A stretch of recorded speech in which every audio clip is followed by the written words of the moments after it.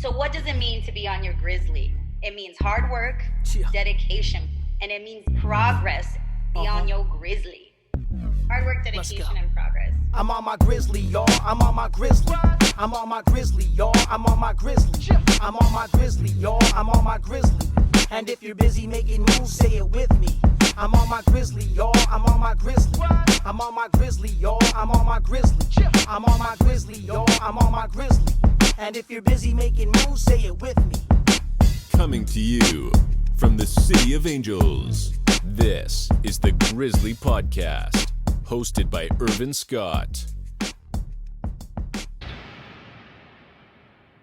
Ladies and gentlemen, welcome to another episode of the Grizzly Podcast. This is season 3, and today I am joined by fitness competitor, bodybuilder, retired professional wrestler, best known for her time with WWE under the ring name Victoria. She was also a part of IMPACT Wrestling, where she wrestled under the ring name Tara. She's a 2-time WWE Women's Champion, as well as a 5-time TNA Knockout Women's Champion and a TNA Knockout Tag Team Champion with Brooke Tessmacher. Ladies and gentlemen, my guest today, GAW TV's very own Lisa Marie Varon. Woo! Woo! And the crowd goes mild. Lisa. Oh my God, we finally made this happen, and I'm so sorry. We've been trying to work on this interview a year. It's been about a year, right? It's crazy because the scheduling and stuff like that. We do the GAW TV. We try to do batch shooting, so we try to do multiple shooting per week. And I'm a little older than the young ladies I work with, Mickey James and SoCal Val. I need recovery time. I'm just like, when you're so go, like I was just talking to you before we got on this air, I overscheduled myself yesterday and I hit a brick wall. Like I was like, I just want to go lay down. I just want to lay down. And I fell asleep at 6:30, man. You know what I mean? But I don't recoup as fast as other people, and not being in such great shape like I used to be. Age catches up to you. You're just like going, I need to start scheduling rest and relaxation days. Yeah. And you know me, I told you, I don't check my phone after 5, turn the ringer off after 5 p.m. California time. And weekends, very minimal, unless I'm promoting a show or my store, that kind of thing.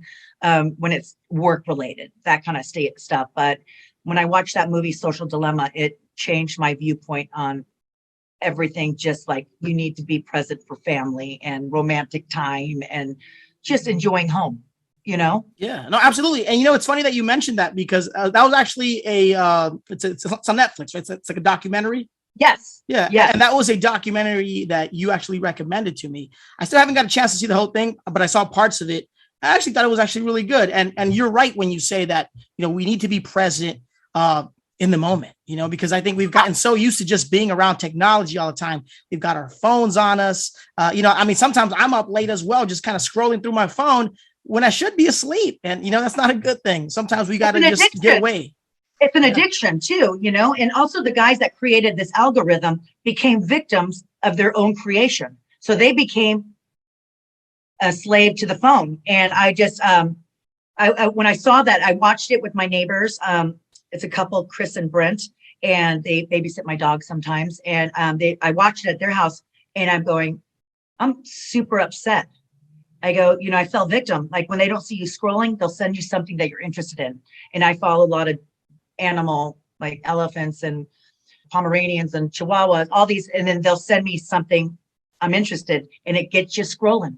Yeah, that's the AI, the artificial intelligence, where you can be talking about McDonald's or you can be talking about In-N-Out Burger, and for whatever reason, it'll just appear on your phone. Like you get the advertisement popping in. It's almost it's kind of like very Big Brother-ish in a way, right? Very, very. There's an eavesdropper here. You know what I mean? And there was like I don't have an Alexa, but I do have they're like, oh, turn your voice off on Siri. And I go, but I use Siri sometimes to ask like, hey, how long do I air fry Brussels sprouts? Like, that kind of stuff, I bet you that's going to come up on my freaking social media.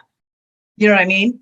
But it's kind of scary. And I told you, it's a pet peeve of mine when we go to dinner or you're out and about and you see people freaking on their phones when they're supposed to be, socializing with their friends and stuff like that. It's just, it irritates me. And I tend to stay stuff, I need to keep my mouth shut, but I'm like, look, just take a look around. Everybody's on their phones.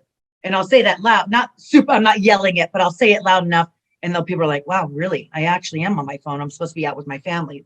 It does irritate me a lot. And being a wrestler where social media is our bread and butter. This is how we promote our appearances, our stores, what our pictures we're selling, where we're going to be at, that kind of stuff. And what other shows are coming up? What can I get booked on? That kind of stuff. So it's a job. And I used to really enjoy seeing what my friends were doing. I know we're going off the subject and we're talking, but I used to enjoy like, oh, what's she doing? I get to 20 posts and I'm done. I get burnt out. I'm just like, I can't do this. I can't, it's too much. It's too much.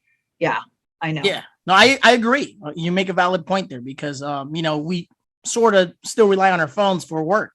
I'm the same way. I mean, I'm on this damn thing on a daily basis because I'm here trying to promote the show, or if I'm not doing that, social media.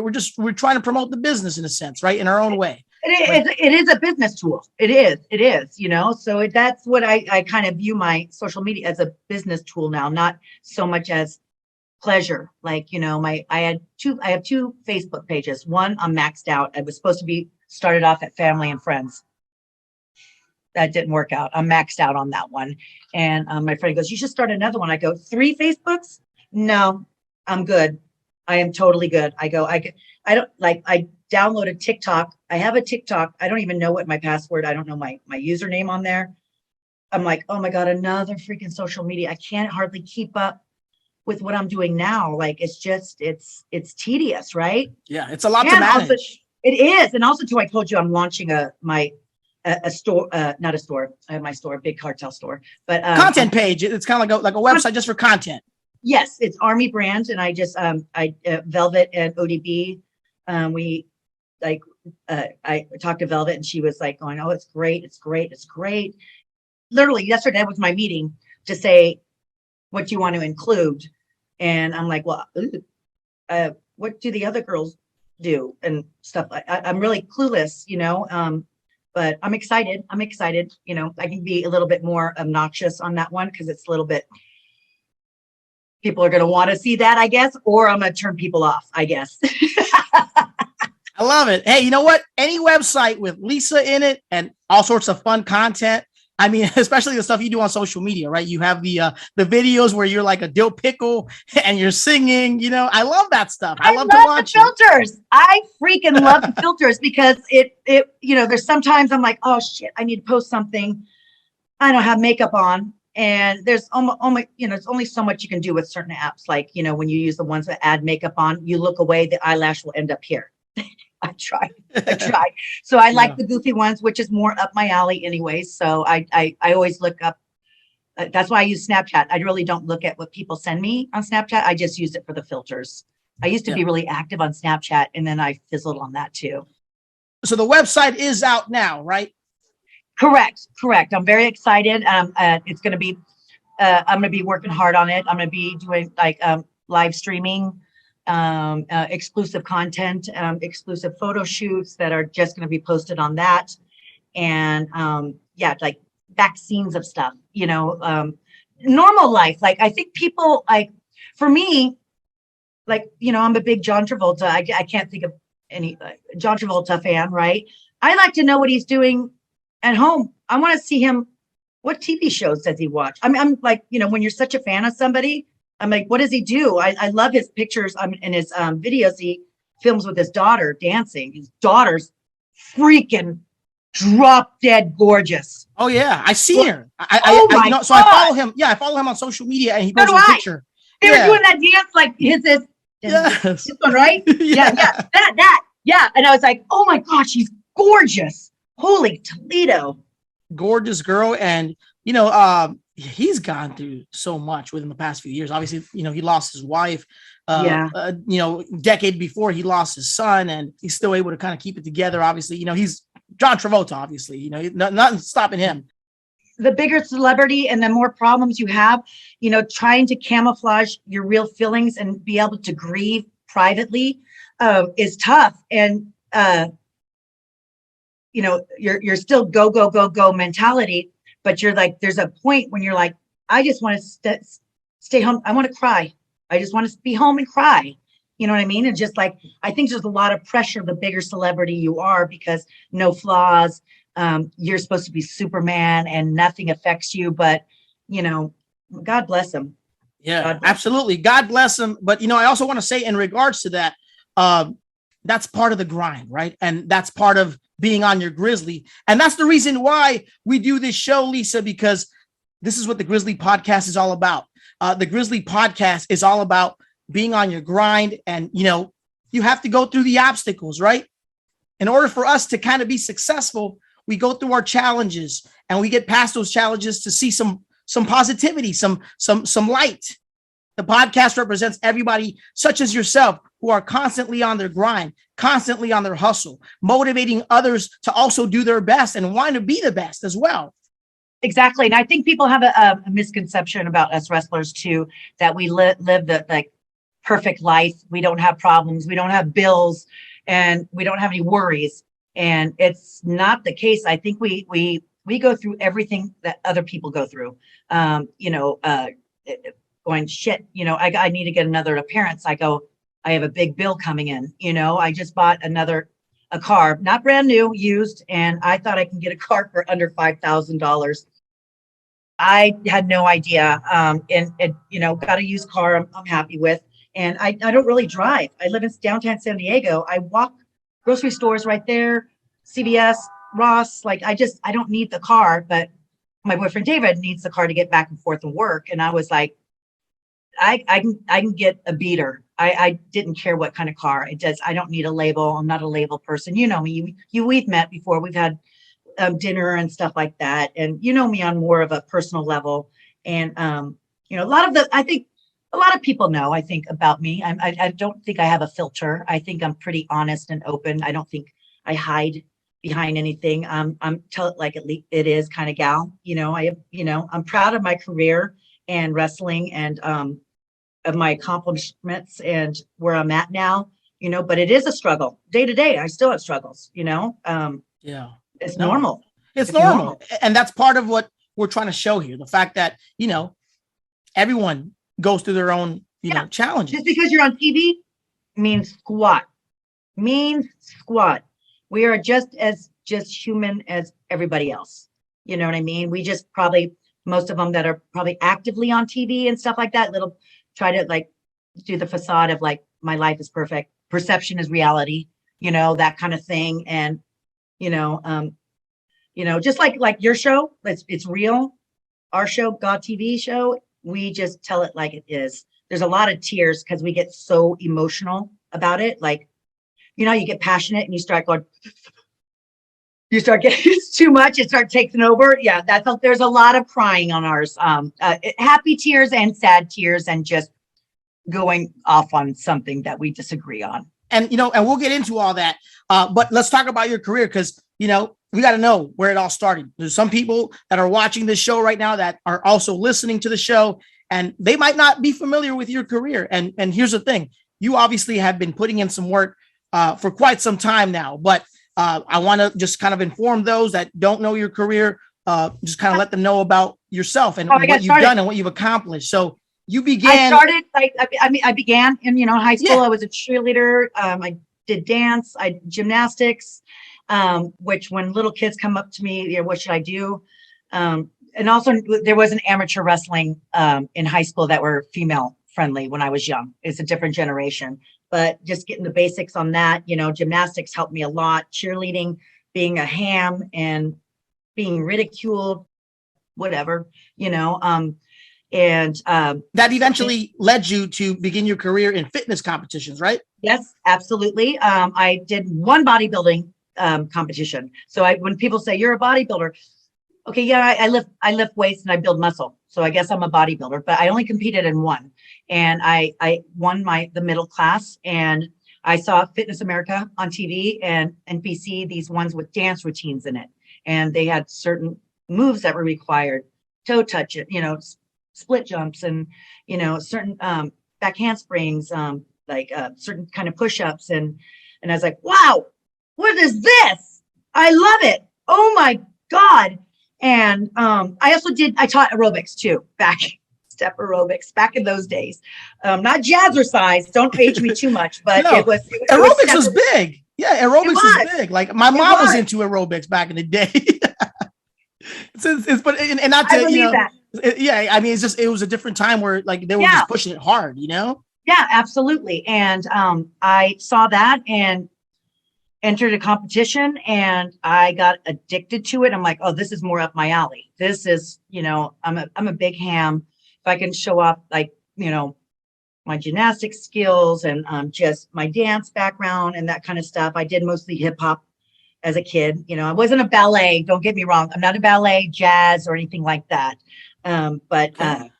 So yeah, I did hip hop. I wanted to be a fly girl. Wow. So, I had no idea. So you were kind of like Paula Abdul, you know? I grew up in San Bernardino. I grew up born in San Bernardino, California, raised in Rialto. I went to Eisenhower High School. Hip hop I'm an 80s child. It was a big part of our growing up. You know, my junior high, they would have the cardboard on the corners and then the rappers in the other corners. So you can kind of pick and choose, like, oh, Andre's rapping. Let's go over there. Oh, wait.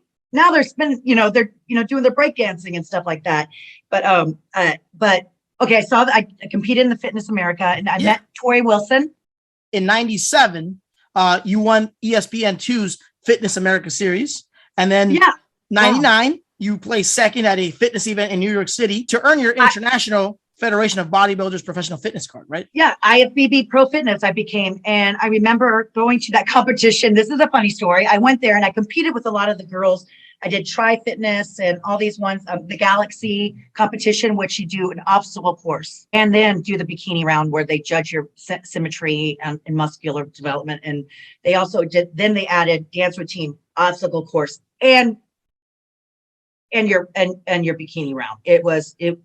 Imagine being so dieted down and just no energy to do all that stuff. It was tough, very tough. And I remember going to that IFB. It was Tribeca, New York, and it was Debbie Crook. I was a huge fan. I had posters of her on my wall, and went to her show. And there was like, oh, you just did one NPC fitness competition, and I go, yeah, and I qualified to compete to get my pro card.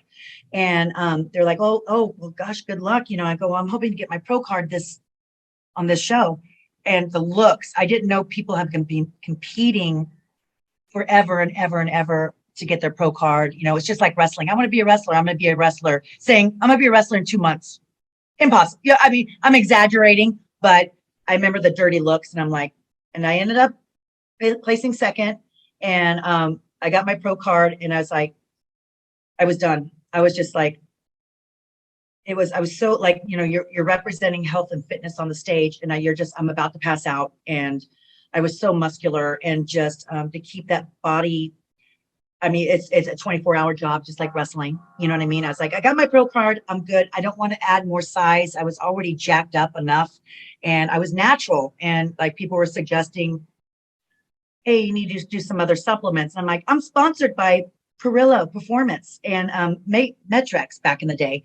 And they're like, oh, no, not that kind of supplements. And I'm like, oh my God, they're suggesting I do stuff, like steroids. And I was like, for my body type, my genetics, I would have been gigantic if I did any freaking help. I'd be honest with you. Good God, I would be scared I appreciate being petite. Like I like the petite now, and the little, I like the Tori Wilson body, Candice Michelle body, Barbie, Kelly body type, like where you can fit into anything. I can't. I have a problem fitting into clothes. My back is so wide and my shoulders. But okay, we're going on. And met Tori at a competition. We were both competing, and we were both sponsored by the same oxygenated water, O2, Life O2 it was called. And her and I roomed together, and became friends there. I scared her. You can ask her like how she was like, who the hell is this crazy? Because I ran up to her, hi, I'm your roomie. We're sharing a room. And she was very shy and very reserved, very quiet girl. And and we became really close, and we started competing together, and like, are you doing this one? Are you doing that one? Oh, we can share a room because we're all on a budget too. You know, you got to get your gear made and stuff like that. She got into WCW after she was done. She moved to LA, and I went backstage with her, and I was like, what do you do? What's this wrestling stuff? And I think people thought I was trying out when I went backstage. So people were not exactly at WCW friendly. You know, when you're new, people are like, who's this person? You're kind of a little bit like, but I just came to hang out with Tori, and I'm like, you get paid to walk a guy out. And she's like, I know, this is crazy. And she goes, I'm going to try to get you in here. And then WCW was having, I guess, financial difficulties. And I met Chyna at a health club.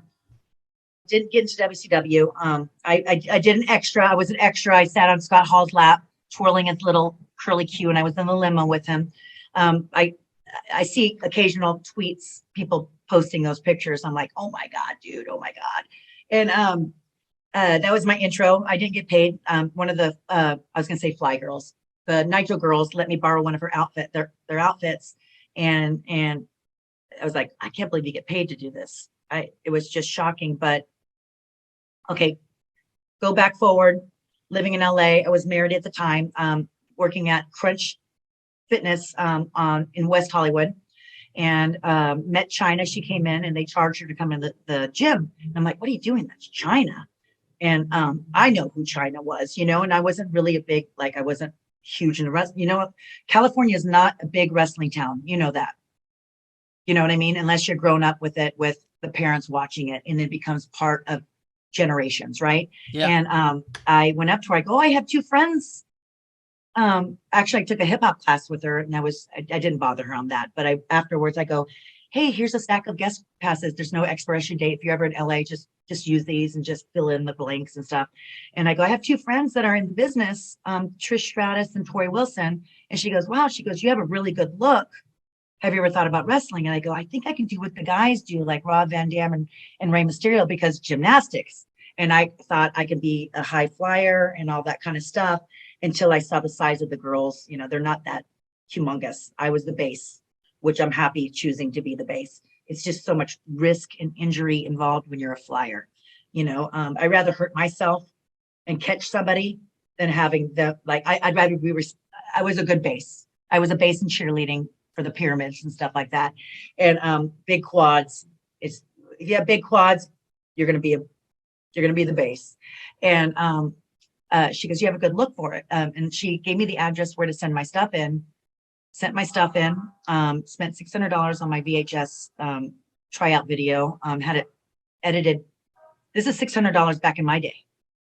I had it like music added to it, special effects. It transitioned. You know, I'm living in LA. Everybody is an actor or actress, some kind of celebrity. They didn't let her in our gym because, you know, Fabio was a member. There were so many celebrities because you're in the heart of Hollywood, right? And so this was like your demo reel in a sense. My demo reel, Mhm. Exactly what it's called. It's not a sizzle reel, you know how those are really short, but I just put like special effects and went boom. When I punched it, it goes Lisa Marie Varon on my glove, and did like news segments. I didn't do the news. I was one of those people that do a tricep exercise at the gym. So they came up and, you know, that kind of stuff. Month after, I got a call from Kevin Kelly. He just said, Jim Ross, JR, has never seen a tryout video so impressive and so professional. I go, wow, what do you get? And of course, I didn't know at the time, backyard wrestling and stuff like that. And he goes, your 8x10s and your whole booklet, you know, it was freaking good. I mean, it was real Hollywood. Being that you were in LA, you kind of already had an idea of what to put together. Yeah. Or if I didn't, there's someone in LA that's going to help me do it. You know what I mean? They don't know wrestling, but they know how to put a reel together. And they said they're coming out to LA. They'd like to meet me. And I said, what do you see me doing? I'm obviously not a Tori Wilson or a Trish Stratus kind of build. And they said, we see you actually wrestling like Chyna. And I was like, and they're like, do you wrestle? I go, no, I have 3 older brothers. They wrestled, but different kind of wrestling. And they're like, we want to meet you in a month. And I Googled pro wrestling school, and UPW came up, and I said, hey, I have a meeting with WWF wants to meet me when they come to Staples Center, and I need to learn how to wrestle in a month. Okay. And that eventually led to you being trained in developmental territory, right? You were there for like what, 3 years before you moved to the main roster? UPW, and then Godfather was looking for 2 permanent hosts. Okay, that sounds so funny, huh? The Godfather had some girls that escorted him, and then that was my foot in the door. And to get to know people and go, hey, I go to wrestling school, and then Jerry Laurer, he was saying, you should move to Memphis. It's old school wrestling, and it's a really good school. So I went up to go talk to them, and JR was like, oh, I thought you were a PT. He thought I was a physical therapist. I was a personal trainer at that time. And he goes, oh, you're willing to move. I moved. They gave me a week. Can you get out there in a week? We packed up our apartment, didn't give them 30-day notice, packed it up, U-Haul, moved to Memphis, was there for a year. That school closed down, and then went to OVW, Louisville, Kentucky. So I wasn't really, those schools were freaking top freaking notch. I mean, everybody that was in class with me ended up in WWF or in WWE. This was the cream of the crop. And of course, I didn't know anything.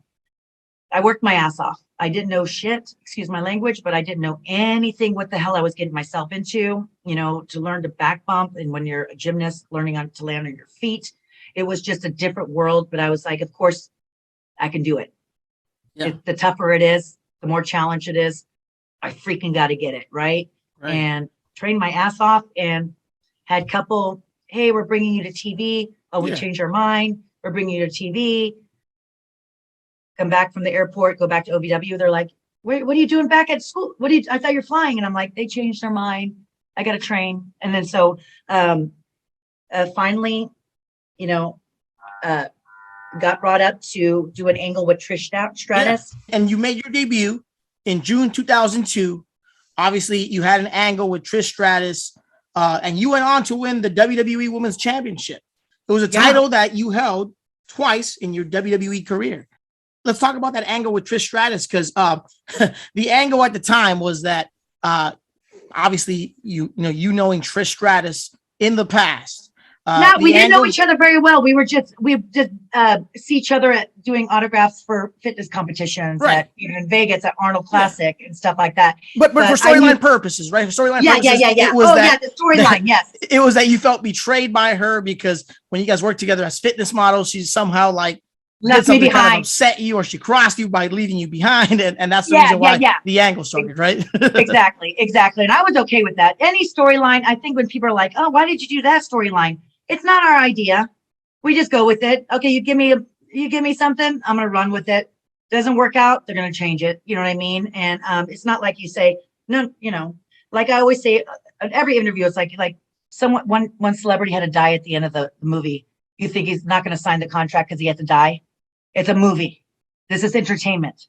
You know what I mean? Just go with it. And I didn't think I was gonna be in wrestling long. When my parents were like, what about med school? And I'm like, I'm gonna get bored. 3 months, I'll be done with wrestling, and I'll be going, okay, I'm gonna go back. Not to medical school, but to try to get into medical school, right? And then my parents didn't know anything. My brothers didn't know anything either. And when they came to the wrestling match, why are they calling you, say the hose and stuff like that? And they didn't know what that meant. I said, it means party girl. But I knew it was my foot in the door. And when they saw me in a magazine, it was different than seeing myself in a muscle mag or muscular development and those kind of magazines. And they saw like me in a wrestling magazine. They would always check the grocery store, Stater Brothers, Albertsons, Alpha Beta. Remember that? You're a California boy. Yeah, absolutely. And they would go, you're in this magazine. I go, what page? I gotta go to the store. I gotta get myself a copy. And I'm like in it like this small, tiny. But what was their reaction like? I'm sure they were probably they became really excited. Big fans, but not at first. Then they saw what was like, it changed like when I started gradually becoming wrestling and stuff like that, and what I did, and they're like, holy crap, that's a lot of work. And they weren't used to me not being home for the holidays and Christmas and Christmas, like all that, Thanksgiving and stuff like that, because you're on the road every weekend. And I would have to say it's an ongoing show. This is not football. We don't have seasons. This is every single weekend. We do Raw and SmackDown and Velocity and Sunday Night Heat. And so a very grueling schedule for you. Very grueling. It's still grueling for those girls. Don't forget they're filming, do they still have the Diva show? Yeah, they do the reality series, I believe. I think they're still shooting some episodes. And right? imagine going home, wanting to rest and having to go home and film. So really no break. So, now I wasn't on it. So I had at least 2 days to recover, but these girls are working their ass off. So kudos to them. I don't know if I can do that schedule. But you know what? But kudos to you as well, because the storyline here with Trish Stratus and your storyline character was that you became a very demented and sadistic villainess. Your theme song was what stood out to me. It was All the Things She Said by Tattoo. And I thought it was very fitting. The song actually went well with the character. What was it like walking out to that theme song and playing that character? Okay, dude. Okay, so Irvin, when they gave me the song, I was like, God, it sounds too poppy. And I go, hold on, I gotta go get Fit, because they wanted to show me the video and the song in the sound truck. And so I go, can I bring Fit? Because Fit was such a big part. Fit Finley was such a big part of our career, made us badasses, got into our head, and how we wrestled, our style. You're this, you're that. He was so freaking good. His parents, his dad was a wrestler, so it's in his blood, right? And I was like, oh wait, these two girls are kissing. Are they wanting me to do a lesbian angle? Which is funny because later on, Candace and I end up kissing, right? And that was our idea too. But that was way later. But I heard it, I go, God, it's not creepy enough. And then they added the special effects at the beginning. Yes, I've lost my mind. All the figure that way it sets that I'm crazy, right? And I loved it and got to meet the Tattoo, the redhead, the girl, and when we had WWF New York, that restaurant, and I've had, like, when I talk about this, like, so weird, I'm like, I've done a lot, man. Jesus Christ, I should be 99 years old, but it's wow. It was very cool coming out to that song, and to have people still to this day, it came on my satellite or my on the radio, and they'll film it and they'll tweet it, thinking about, real Lisa Marie. They'll tag me, listening to your song just came onto the radio. And that's pretty cool. Yeah. That's awesome. And you had some very well-known themes as well, because later on in your WWE career, you also had a theme song that was performed by Nicki Minaj. Some awesome themes. So for you to come out to Tattoo and to Nicki Minaj, and that was a very young Nicki Minaj at the time, by the way. I don't think she was really that. She wasn't Nicki Minaj at the time. Yeah, she wasn't what she is like. Not that she wasn't as big as she is now. Do you know what I mean? And they asked me, because they were to turn heel to babyface. The fans are starting to cheer for me, and that can't happen as a heel. I'm like, oh, these fans think they're supporting me, but you're kind of crapping. I need you to boo me. I'm a heel. I'm not doing my job. If you're cheering for me, but they like the badass character, don't take shit from anybody, right?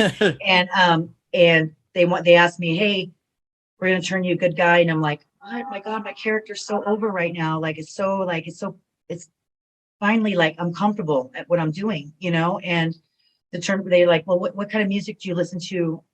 And I'm like, I'm actually a hip hop lover, and I like rap and stuff like that.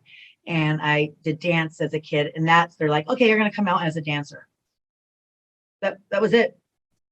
I wish I went through like a storyline why I came out to that maybe I got taken off TV and then went to therapy, and dance was the outlet that changed Victoria. But you pick and choose your battles. This is a show. You don't really argue. You're like, okay, you want that? I'll do the best I can. You know what I mean? But yeah, crazy that like later on to go, oh my God, that was Nicki Minaj, Yeah, it's incredible. It's incredible. And so, I would say that, out of your WWE career, you had some of the coolest themes, and you had obviously some of the most popular artists performing your theme songs at that time too. Crazy. So kudos to you. But going back to your career, as a heel during the Trish Stratus angle. Let's talk about the fact that you did win that title, and you guys were feuding with Trish Stratus for basically the whole year in 2002. Yeah. And eventually you went on to WrestleMania 19. You dropped the title then to Trish Stratus in a triple threat match. It was you, yourself, and I'm sorry, it was yourself, Trish Stratus, and Jazz. You lost the title. Richards. And Stevie Richards. Yeah. Yes. Yeah. He was also a part of the event. But you actually defeated Trish Stratus originally in a hardcore match at Survivor Series the year prior to win the championship for the first time. What was it like winning the championship for the first time in your WWE career? And at Madison Square Garden. Of course, you're just like, the pressure is on because you have the title, you have the championship, you have a target on your back. So now you're going to be working double time, and protecting that belt and proving to the company you're still going to do the best you can, increase your repertoire. And that match, and everyone always comes up to me. That's my favorite match. I broke my nose, chipped my tooth.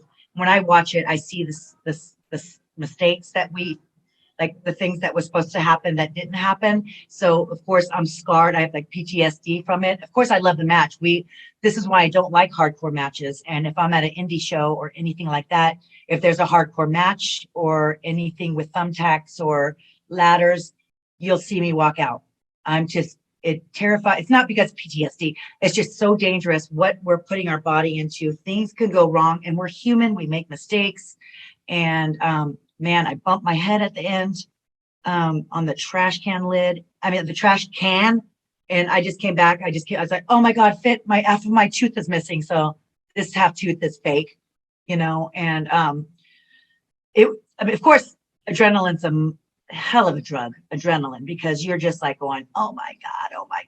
And we got some crazy matches. We got to do some unusual matches for women.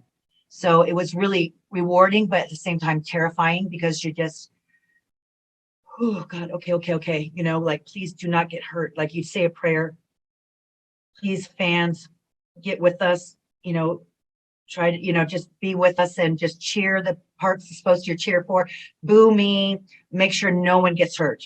That's it. That was please don't get hurt. I want to be able to, walk when I'm in my 50s and 60s. You know what I mean? And it was just always there's always pressure. Even after I retired,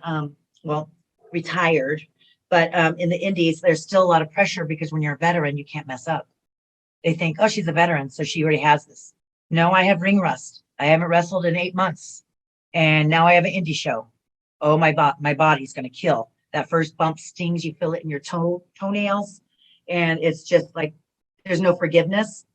And I think we're starting to teach people, with the podcast and the interviews and talking about things that can go wrong and stuff like that, that we are human. We do make mistakes, and there's not so much you effed up chance anymore. I think realistically, you get in the ring and do what we do. We don't get couple takes like the movie. We have one shot only to get it right. Or even if we mess up the match still goes on. You still have to figure out, how the hell do I get back on track? And you got to listen to the crowd. Okay, the heel is basically, okay, they're not getting with it. I need to beat the hell out of her. Oh yeah. Fans need to freaking boo me. People don't get it. It's just the camera angles. Girls can't gain weight. They're the wrinkles, the gray hair, the blood. And it was a different standard for us back then, with the blood, they didn't want to see us bleed and still be sexy, diva-esque. And you have to worry about a lot of stuff and not falling out of your outfit. Did my underwear come out? Is it sticking out of my top? My top of my gear. There's just so much you worry about, and to be able to perform these dangerous moves on a fly and call most of the match. We don't, most of it, it's we don't go, okay, we're going to do this first. We're going to do this now, an arm bar. We don't do that. We, call it in the ring. And the heat part, when the babyface is getting their ass kicked, just listen to me. You'll know what's coming. You'll know. I'll let you know. You'll know my body language, and I'll also you start working with someone so long, the repertoire. Oh, she hooked me for this. I already know what's next. That's the joy about working with Trish. We were such good friends. If something went wrong, I'm so sorry. you know it's an accident. You have your best matches with your best friends because you don't really need to clock them in the face. You know, an accident, you're like, oh, she didn't mean it, whatever. Just keep on going. You know what I mean? And by the way, for those listening and watching the show right now, if you're not familiar with the wrestling terms here, so this is what it is. We're going to break it down really quick. So Lisa, my friend here, she started off as a heel. That's a bad girl. That's the bad guy in the wrestling storyline. A baby face is actually the fan favorite. That's the good guy. So Lisa started off as a heel. She had that angle with Trish Stratus. She won the title at the Survivor Series pay-per-view. And then the rest of the year, she still feuded with Trish Stratus and went on to WrestleMania 19, where she actually had that triple threat match with herself, Trish Stratus and Jazz, and dropped the title to Trish Stratus then. But following that, you went on the rest of the year feuding with other divas. But let's talk about making history, because you continued to defy all odds, basically, right? You had the first ever women's cage match in WWE history, when, you know, or was what Mickey says, her story, right? So how was it like being a part of such a, you know, unique match, such as a cage match? Because at the time it wasn't being done, at least in WWE. No, it wasn't. And then I remember Fit going, hey guys, you have a match and you have a cage match. You're funny, Fit. No, I'm serious. I'm like, are you shitting me? All right, I'm going to get my gear right now. And I, like, you know, my generation, us girls, I don't know how it is now, but we get there 2 hours before we're supposed to get there. Let's get in the ring. Let's tussle around. Let's learn more repertoire. Arn Anderson was there. Ricky Steamboat, Regal, and Tommy Dreamer, Lance Storm, Fit Finley. Like, all these legends were in there to say, hey, I think you should do this. It'll go great with their character. So we're learning from the best, man. These legends, you know, and it was so terrifying, and I wore the wrong outfit. I can't even watch that match. I don't think that I've only seen clips on Twitter because my outfit was too loose. The elastic was so loose. My underwear was sticking out, and I'm going against Lita, and her gimmick is the underwear thing. You know what I mean? So I was like constantly worrying, is my ass, you know, this is supposed to be a serious match. You're like is this a gimmick, or what's the deal here? Yeah. But it was exciting, but you could tell they were like, really display the cage, shake it so people know what the hell you're doing, and like really, and I was like, that was not phoning it. I was like, oh my God. And I felt the cage, and I'm like, holy crap, there's like, it scrapes, there's like, it's not smooth, so it's all like rough. And I remember hitting my head. She tossed me in there, and I tried to gig myself, which means cut open and bleed, because they wouldn't let me bleed. And I said, throw me as hard as you can. And I didn't know how to gig myself. I didn't know how to cut myself open. I wasn't an expert at that. You're supposed to scrape down. And I didn't scrape. I came back and I had a big old lump on my head. Again, for those that are listening and watching, you're not familiar with wrestling. The bleeding sometimes is done to kind of, you know, sell the performance. Same way in acting, right? You know, you're trying to sell the performance. So the bleeding kind of adds to the storyline. It adds to the match. I went to Vince, and Fit goes, you can't bleed. And I go, can I go talk to him? He goes, I already tried. I'm your agent. I'm your producer. There's nothing you can do. Well, maybe if it comes from me that he knows I'm okay with it. I go, have the ref cut my head. He goes, I wouldn't trust the ref. No, Lisa, thank you. We really appreciate you wanting to get color. Color is also meaning bleeding. And I was like, well, we're having a cage match. How do you not get color on a cage match? And I told Lita, throw me as hard as you can. And I only got a lump. But it was, man, we had some freaking epic matches, like, you know, with Molly and the hair, and just, what the hell? What next match? Barbed wire and caught on fire. Like, I was like, Fit would go, hey, and I'm like, oh God, what am I doing tonight? What am I doing? You know what I mean? I was like, it was, of course, flattering, because they think you're tough enough and you can execute it. But at the same time, you're like, you're freaking scared. You're scared. You're live TV, man. Eventually, you went on to become a fan favorite. So you went from heel to fan favorite.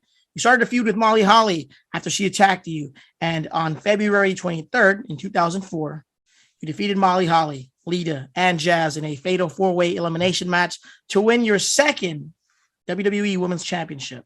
What was it like gaining that championship title one more time? What was the thought process at that point? Fatal four-ways are super hard. So is triple threats, because you don't want it to be like one person gets out of the ring and then it's singles. And then the next person, you know what I mean? Those are hard to put together. I'll be honest with you. I just think the nerves were like, when you're getting the title, when of course it's predetermined, and hate to spoil it for you, we know who's going to win when we get to the show, and not days before. Not, I didn't, and they don't want leakage on the websites and stuff like that, and there's extra pressure when you're getting the belt, because you can't mess up, dude. There's it's just no forgiveness, and the fans, like, I'll be honest with you, I'm not very savvy on today's wrestling, being busy with my life and stuff like that. I try to watch as much as I can, but this is not enough hours in the day. But when you're getting a title, you're like, okay, I can't mess up. Yeah. You can. There's still pressure. Oh, yeah, the fans would let you know. Right. They would let you know when you mess up, and you're just like, it's so disheartening when you're out there working your ass off and risking your body, almost breaking your neck to get a reaction from a crowd. And they're like, you effed up, or that kind of stuff. And you're like, man, you get in the ropes, please. You show me how it's done. Please, if you can do it better, get in here. You know what I mean? Right. Man, I worked my ass off, and you're shitting on all the hard work I put in. And, keep in mind, my day, we didn't tell people we were sick. Yeah, your generation of WWE wrestlers at that time, you guys were all very tough. Yeah, and it was also, we had such pride in our women's division that we're like, you just don't complain. Do you know what I mean? Like, you don't complain about your ailments and stuff like that. But of course, you get back to the hotel room, you're like, I had a migraine during that whole match. My head was, and I had tunnel vision, because when I get migraines, I see that it's all foggy on the side and you just see tunnel. Oh, yeah. I can't see peripheral. And so you're like, oh my God, I'm just letting you know I had a migraine. I'm so sorry if I messed anything up. I was not, my mental status was not there, because I was like, my head is like about to explode. But, the show must go on. It's a storyline, and you don't want to miss out because someone else is ready to take her place. Gaining that women's championship title a second time, do you at least somehow feel a little bit better than the first time, because you at least know what's expected of you at that point? Okay, yeah, you do know what's expected of you, like how hard you're like, oh no, now I have a target on my back. I'm going to have to work double duty, because don't forget, we had Velocity, Sunday Night Heat, Raw, and SmackDown, right? So you have to do most of the shows, right? And but there's still that pressure. Once you have that belt, you have a target on your back. You're just like, she better be representing as the champion. Like, she is a freaking champion. Regardless, you're a heel or a baby face, good guy, bad guy. You still have to keep on. I feel, this is how I felt. I don't know how the other girls do, but you still have to prove yourself. Am I still good enough? Is my repertoire getting better? Or am I looking stagnant? Am I getting stale out there? Am I doing the same shit over there? I mean, you know what I mean? You have to constantly, like, I need another move. I need just one little dirty thing I can do to, like, freaking scrape your like, bite your nail off, or like, I wanted to be super evil and psychotic. You know what I mean? And it's just a lot of pressure. It wasn't easier. No, don't get me wrong, because the wrestlers that were coming in were getting better and better and better. So you're like, oh, I got to step up my game. There's no time to coast through anymore. Never. You got to work harder. And I don't care what the hell people say. Even in the indies, when I was doing indies after I was done with WWE and TNA, doing the indies, I would throw up, freaking puke, my stomach. I got nervous belly, sweaty hands, and I couldn't eat. The pressure. And I think that's when you care about what you do. And when I hear people that, like, they're not nervous, it worries me. If you're not freaking nervous, like if I'm wrestling you, you're not nervous, I don't think I want to wrestle you. You should be a little concerned. Not that I'm going to hurt you, nothing like that. But you always should have a little butterflies and nervous or anxiousness or some kind of feeling. It means you care. You're like going to work that extra hard to get the fans to react. You know what I mean? Oh, yeah, so, absolutely. I mean, I think it's normal to feel some sort of nerves, because if you don't, at that point, that's when you should be worrying. They always say, get out of the business. You're not nervous. You're way too comfortable. That means you're not getting better. And I'll be honest. It bothers me when I hear people that are not nervous. I hear that. I totally hear it. And so regarding that, you won the title a second time, and eventually, you still remained in that feud with Molly Holly, but eventually you had a match with her at WrestleMania 20, and this was a hair versus title match. You actually won the match, and you shaved Molly Holly's head. What was it like shaving Molly Holly's head bald? I hated it. You know, Holly and I had really good chemistry. She helped me a lot in the ring. She would grapple with me. Oh, Lisa, you need to kind of hold it in. Like she's a genius. That's why she's an agent up there and a producer. She is freaking an amazing, one of the best wrestlers I've ever known, and men and female. I'm gonna be honest with you. Her psychology, everything. She's amazing. I love her to death, and she took me under her wing, like helped me out. But I didn't know how to shave a head, and that was Vince McMahon's barber that was standing by me. He goes, "You need to trim the hair first." And I'm like, "Okay, I'm supposed to look like I'm enjoying this and tying her in. Where's the scissors?" There's no scissors. Just shave her head. We need her shaved completely in 4 minutes. So I'm cutting her head, nicking it. It's getting caught. And I'm like, and the ref is going, "You're supposed to look like you're enjoying it." And I'm like, "I'm so sorry. I'm so sorry." I cut her head and she got loose. The thing broke and I had to tie her back in. And when I went in the back, you know, we exited different ways. And then we went to go look at each other. You always say thank you after the match. She goes, "No, thank you." And I go, "I didn't want to cut your head though." And, but she's such a good sport, you know, anything. And when she wanted that hair, I wish they titled it hair versus hair. So they would thought I would shave my head, but you know, I'm not going to pick and choose my battles. Right. And she went up to the office and said, "I want to have a hair versus hair title. Okay. Who would you like to have it with?" And she goes, "Victoria." And she was the one that got me in that angle. Like, she's like, yeah. So that was her idea, basically. So she wanted her head shaved? She wanted to be the first girl to shave her head on WWE. Oh, wow. Yeah. You eventually dropped the title to Trish Stratus again. So in 2009, you had 2 more years of your contract remaining, and you asked for your release. So last match took place on January 16, 2009, on an episode of SmackDown against Michelle McCool. So that match, after that match, you thanked the fans. You gave a farewell to the staff at ringside. And what happened then? When I was, you know, when you go to the parking lot, like after the show and the fans are waiting to see you go in your cars and stuff, and they were like really crapping on me, not believing I can lose to certain people and not believing my character. Oh my God, you know, it wasn't being a heel or a baby face. It was like they were not believing what I was doing. And I was like, oh man, I don't want to, and I love the business still. And I didn't, you know, you meet some of the legends and they're bitter. And I'm like, I don't want to be like that. I still appreciate the business. And I decided, I was waiting outside the door and I just was knocking, and Chavo came by, and we were travel partners. We're very, very close friends. And he goes, all right. You thought I'm pitching a storyline. I go, don't talk to me. I'm going to cry. So I got in there and I asked for my release. I have 2 more years. I don't know what I want to be when I grow up. I don't, you know, I'm older, and I just, do you see the belt in my future? And they're like, they gave me the look, and I'm like, you know, I still love it. And I don't want to be a bitter vet. I don't want to talk bad about the business. I go, you know, I really don't know what I want to do. I didn't know. I was like, I should get out when people still respect my wrestling, not where I'm starting to become too grizzled and like, oh, okay, she's the dark match or something like that. Right. And so, and Vince was like, yes, absolutely. What, is there anything we can do for you?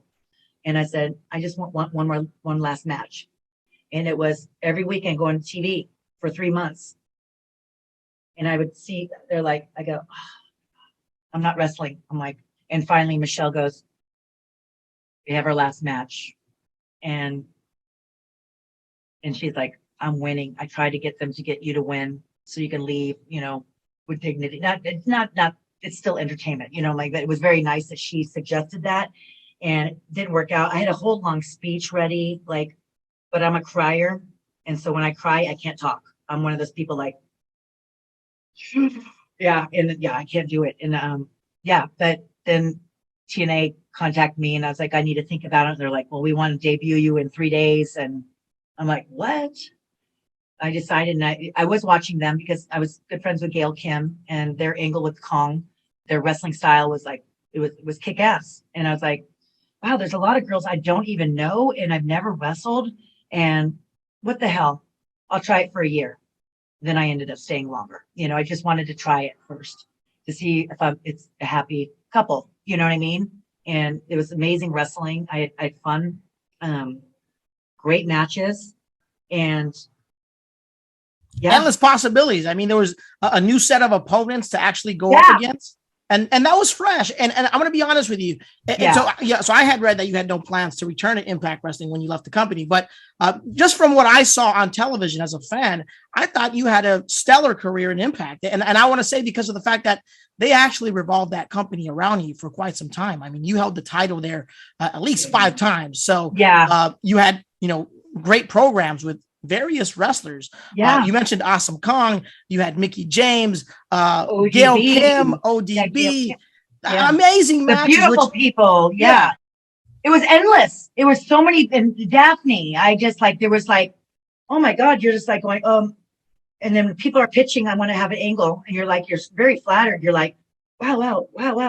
And then me being tag partners with Brooke Tessmacher, that was a blast too. And, she's so goofy. You know her. Oh, yeah, we did the appearance together.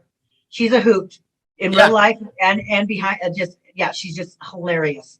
And I had a great time, but then I just didn't like management, how it was ran, and the communication wasn't there. I found out I was booked on pay-per-view via Twitter. I called the office and said, I just saw a match. Am I wrestling tomorrow at the pay-per-view? Yes. And I go, I'm at home. I never got a flight, or no one even contacted me. I found out through social media. Oh shit. And then I flew out. And then, you know what I mean? It was just, I'm so used to WWE's I'm sure Impact's changed now, different management, Scott D'Amore, Gail Kim, and it's a different company now, completely. But at that time I was so used to WWE. They have departments for everything. You have a problem with this, you contact this person, and it's just super organized. What the hell's going on. I still talk to ODB every single morning. I'm really tight with Melina Perez. We talk every day. I made some really good quality friends. SoCal Val, look at us, Mickey James. And, I've always was told you're lucky to make a few friends in the business, but I think kindness and being, a nice person, I have a lot more friends that I can count on one hand. I just think I think you need to respect your other opponent and talk respectful to people that deserve respect. Do you know what I mean? But it's, I remember going, ODB was a heel and I was a baby face. Good guy, bad guy. Remember, guys? And, I had 2 autograph signings, intermission, and then when the doors open. So I get paid a little extra for that, right? Not much, but extra. And I told her, I go, hey, I'll take care of the your dinner tonight. She's like, why? And I go, I did 2 signings because I'm a baby face. I'll get your dinner. And not all your drinks. I'll get 1 beer for you. And she's like, no one's done this before. And I'm like, well, I just had, I made a little bit more money on this weekend. I think I can treat you. You know what I mean? And she's like, no one does that. And I go, no one really? I'm actually shocked. I never heard that. And I think Impact at that time, and everyone came from independence. They didn't make very much money and that kind of stuff. But I did make, I took a big pay cut, but I wanted to wrestle those opponents, all these girls. They were all freaking amazing, different characters, and not the cookie cutter, hot, sexy, big boobs, small waist kind of girl, And you actually cared about the business, Lisa. That's the reason why you did what you did.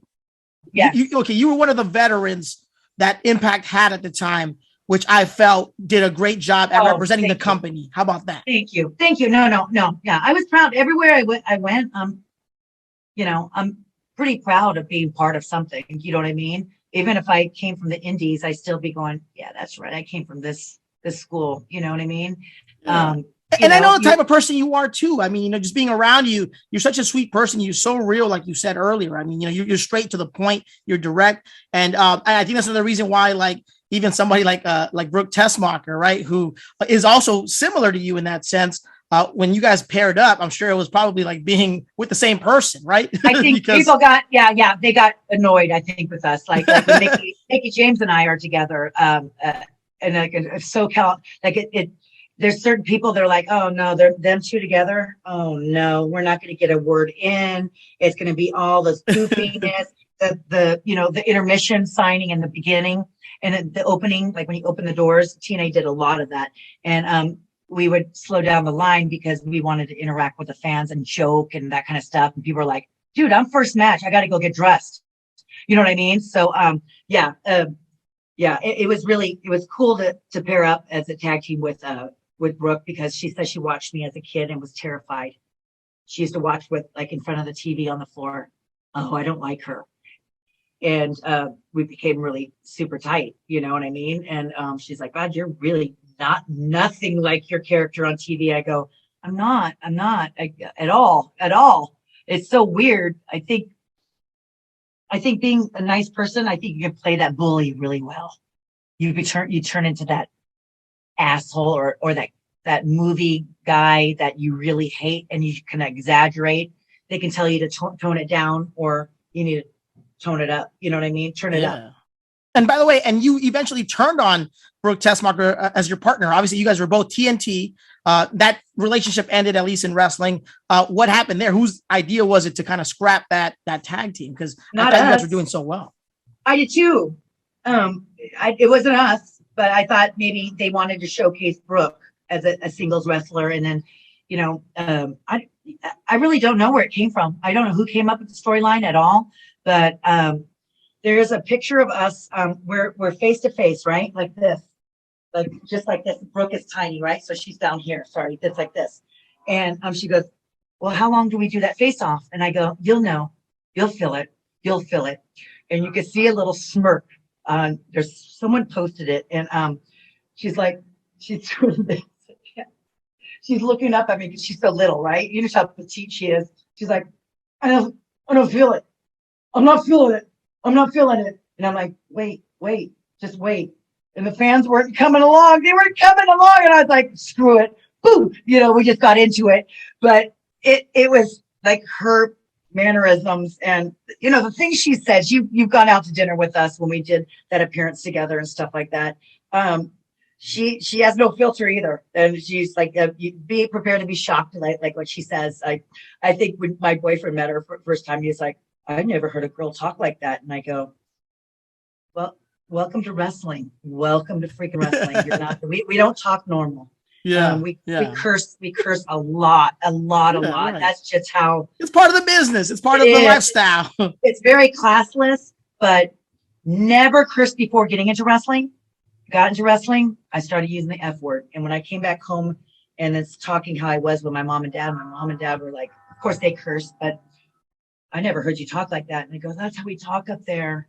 I don't know. It's been maybe just being around so many boys. I don't know, but it was.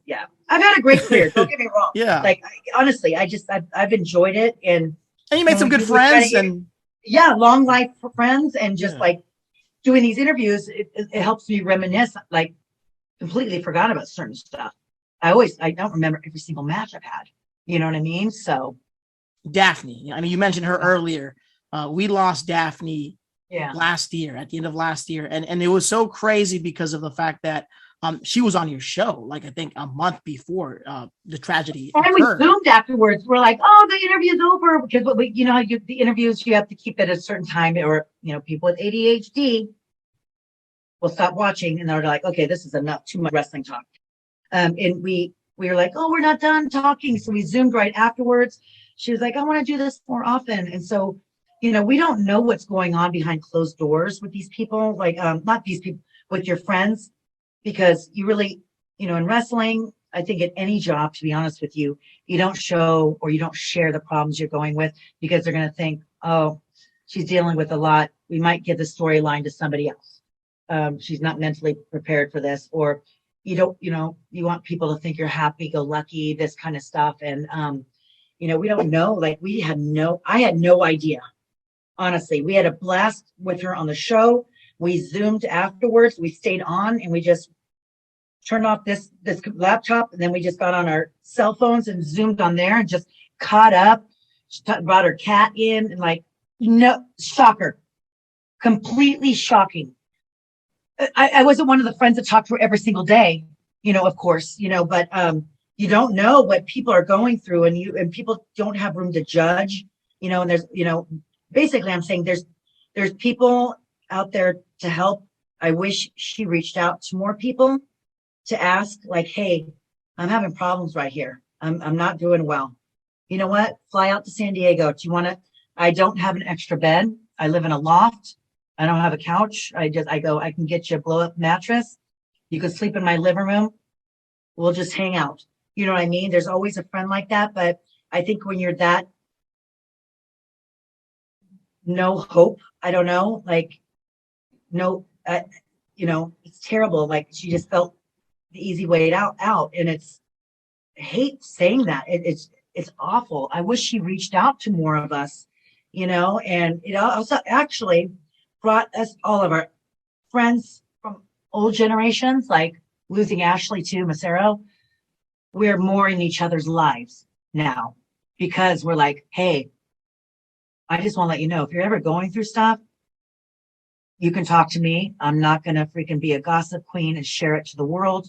I don't want to lose you as a friend, and I've had friends that talk to me and I'm like, going through like, suicide and stuff like that. And I was like, you can't do that to me. You can't leave me. I need you. You feel lonely. People don't need you. I'm a fucking friend. I need you, so you're not alone. So yeah. It's tough. It's tough. Yeah. I mean, it's unfortunate the way it went down. You don't even know what's going on. Like, and she seemed so happy because, I saw the episode and she was laughing with you guys. She was joking. I mean, it seemed like she was fine, and I would have never expected that either. And so I brought her up because of the fact that, like, you guys were basically the last ones that literally spoke to her on camera. So it was just nothing. We had no inkling at all. At all, and shocking. And I just remember picking up Val's, like, going, Daphne was close to Francine, and so she was like, I'm talking to Francine, and I'm like, well, what's going, like, we're in the dark because we communicate through Voxer, Val is 8 hours ahead, and and who do we talk to, and like, what's going on, we're in the dark too.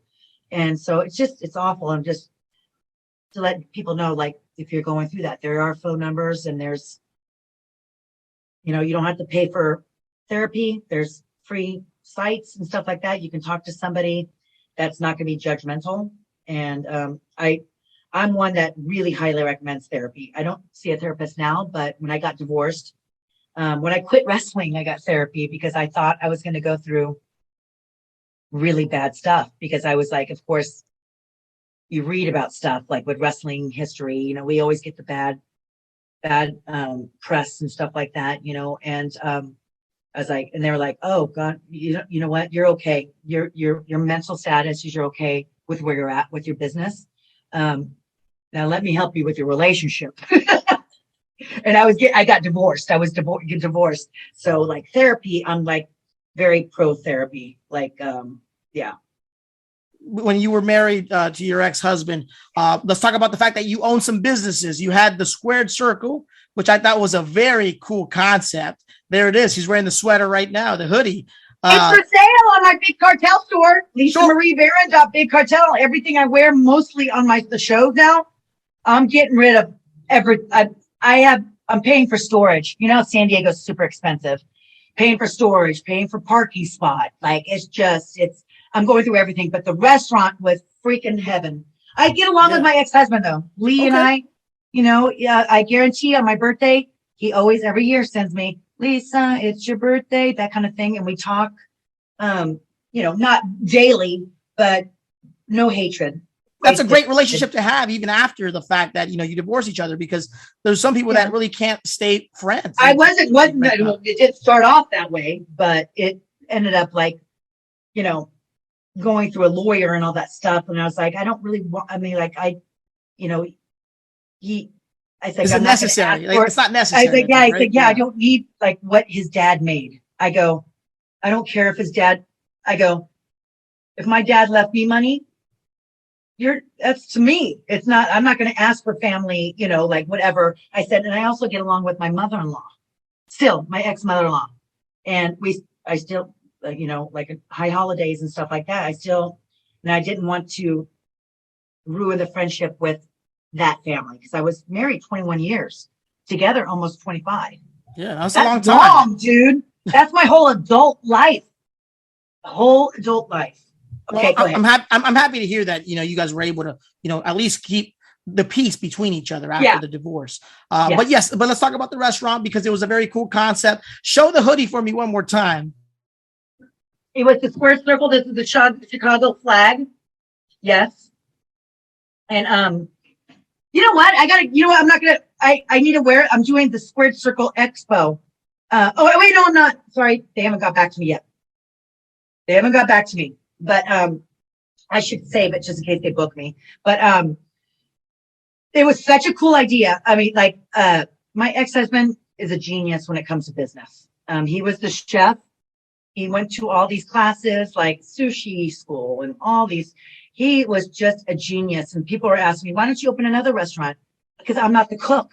I'll bring the people in.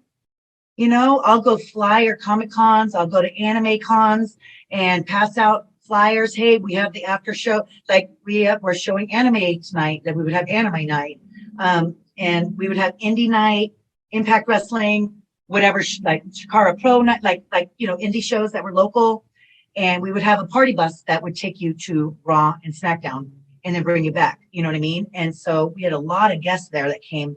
But if you came in by yourself, like say, oh, I really don't want to go out to eat by myself, you better damn come to the squared circle because I don't have you sit by yourself. Oh, you're by yourself. Like someone walks in, I was going table to table, eating with everybody, and So you were very involved with the restaurant. Oh, yeah, totally. you were there all the time, making sure the fans were happy. And they saw me mark out. They never seen another wrestler going, dude. Like when Undertaker lost, they all look at me. I go, oh my God, was that supposed to happen? And I'm a wrestler, professional wrestler, asking the fans, was that a mistake? And I was like marking out and very furious about that. But it was, if you walked in by yourself, I'm like, you by yourself? Hey, here, we got an extra chair here. And you become friends with everybody you're sitting with. You exchange phone numbers. I'm still like one of my best friends from Chicago, Adam and Greg, like I still talk to them. And Adam goes like every 2 months to one of my Comic Cons to come and hang out with me and be my handler, but he just wants to hang out. But it was, all you need to do is be a wrestling fan and you are at home. Honestly, I'm not blowing smoke up my ex-husband was a genius, and it was just a great concept. Our food got, top hamburger and top burger in the, I forgot what magazine, food. It was a food magazine in Chicago, but he took pride on this food. And I was like, I couldn't open anything here, me not knowing how to do that kind of specialty stuff. And JR came in. We would have like, if Raw or SmackDown was in town, all over the place, huh? They didn't charge me to come in. They come in, we could give them free drinks and free food. And do you guys want us to put a barrier so people won't bother you while you're eating? They're like, no, we're okay. We deal with this all the time. Only a few people asked for that. It's kind of weird. It was young kids. They weren't legends. They weren't like Nash. Nash. The young kids that thought they were like somebody at one point. I was like, I said, they want velvet ropes. We don't have freaking velvet ropes. We're just going to put the chairs to block them. You know what I mean? But it was so freaking cool, man. The only night we had to get security was pay-per-view because where are you going to watch it? The wrestling fans. And I'm sure people got rowdy as well. I'm sure even with the drinking, right? But no fights. I'll be honest with you. I've never seen a fight. My ex-husband Lee was like going, hey, the nasty boys came in and they can hold their liquor. Oh yeah. I hung out with those guys. Those guys can definitely. They're black. They're funny. They're so much funny. Fun. They're so funny. Lee was like going, hey, we're supposed to be closed, and we would stay open a couple hours like extra when people want to hang out. And he goes, yeah. He goes, I think you should leave because I'm gonna have to ask him to leave, and they're gonna go, where's Lisa? we're going to ask her, why do we have to leave? And I don't want you anywhere around here. But Nash was a regular there, Kevin Nash, and he's a good storyteller. And I had Sven Gulli, who's a big icon there, and Jim Cornette came there because he was like, goes, are you having Sven Gulli there? And he's like, Elvira, a male Elvira. He still has a show on Me TV, and he's a big fan of Sven Gulli. So they came in and they had a challenge, a food challenge and stuff like that. It was popping, because a wrestling themed restaurant, if you're a fan of wrestling, you want to check it out, but the food looked amazing. Lisa, I mean, I was in California and I used to hear about the restaurant even here in California because I would read about it. Hell, I wanted to go down there to Chicago myself. I was like, I need to go down there and visit this damn restaurant because it looks amazing. It was amazing. And also too, it was a destination location. So if someone came in, we had AAW and Shine and Shimmer, they would all perform. And so that weekend, it was a lot of people from overseas. And so they would come in. And I remember meeting Asuka. I don't call her that. She was Kana. And I used to go to the Shimmer, Shine, and AAW shows too to watch. And she came in the restaurant. This is before she was in WWE. I said, are you Kana? She goes, what? You know me? And I said, I just watch you. You're my favorite character. God, the whole Japanese thing. I just oh my God. And it was, dude, I'm like, just the people I've met. Good times, huh? Oh God, I honestly miss it, and people still think it's open. And I'm like, no, it's been closed for years. And so when we got divorced, I moved back to California to be near my family. So I wasn't there every night. And wrestling fans are very loyal. So we had to shut down. You know what I mean? But you never know when another squared circle might open. Who knows? You never know. Maybe we'll have one in San Diego. I don't know. I don't know if it would do well in the West Coast because, Midwest and East Coast. I actually think it would do well in LA because we have so many diehard wrestling fans out here anyway. I mean, you see the wrestling stores that have popped up within the last few years. I mean, these people go to these meet and greets. So I think a restaurant would be kind of a very cool idea. I think it'd do well. It's a very niche idea or concept, right? But even if you weren't a wrestling fan, the ratings on our food were in the newspaper all the time. It was, if you're not a wrestling fan, you come and see our environment, you become a wrestling fan. My ex-husband, freaking an amazing freaking chef, hand picking the bacon. We had to test the bacon strips. Everything was really freaking really good shit. Sorry. That's awesome. Our food was the bomb.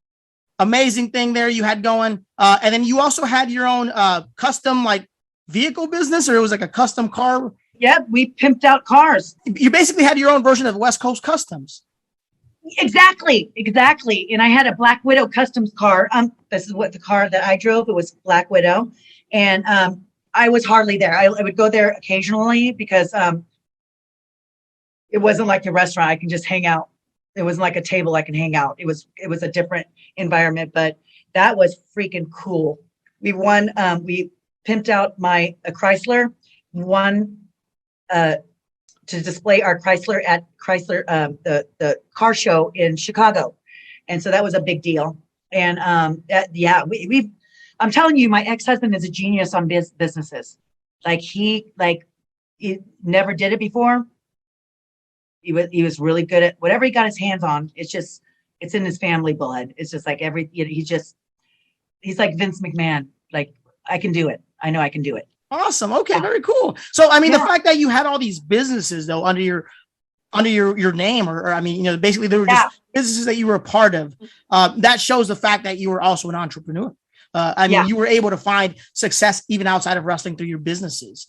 And that's my always my advice is, you wrestlers out there, save your money in I don't know how to invest. I'm not a good investor, but try to get a friend that learn how to invest. But save your money and always make plans for the future, because you don't know when you're going to tear your knee, or you're going to break your nose, or you're going to break your neck. And what are you going to do? I only know how to wrestle. You've got to plan for the future. You know what I mean? So it's adulting, and I hate adulting. I hate it. I just talked to you today. I freaking hate adulting.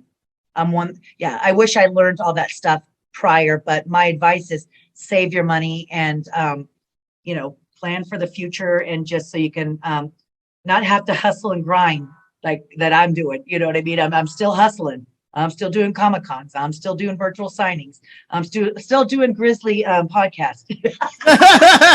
Yeah, I mean, because at that point, once you're making big money, you don't even come on the show anymore. You're just too big for this show. No, I mean, I think you still do. I still think you do enjoy talking about it. I just think it's a little bit less stressful and not having to worry, because like I said, people think since we were on TV, we're rolling in the dough. Once you're done with the company, you don't make money. You're an independent contractor. Yeah. So save your money, people.